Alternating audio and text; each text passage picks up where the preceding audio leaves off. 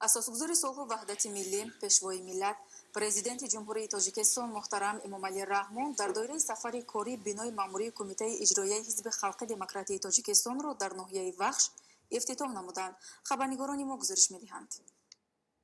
اساسگزار صلح و وحدت ملی، پیشوای ملت، پرزیدنت جمهوری تاجیکستان محترم امامعلی رحمان بینای ماموری کمیته اجرایی حزب خلق دموکراتی تاجیکستان را در ناحیه وخش افتتاح کردند.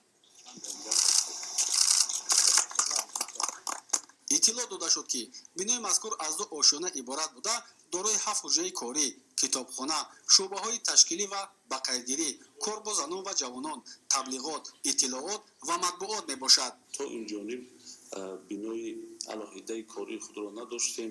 дар арафаи ҷашнгирии сисолагии истиқлоли давлатиамон мо соҳиби бинои худ гаштем.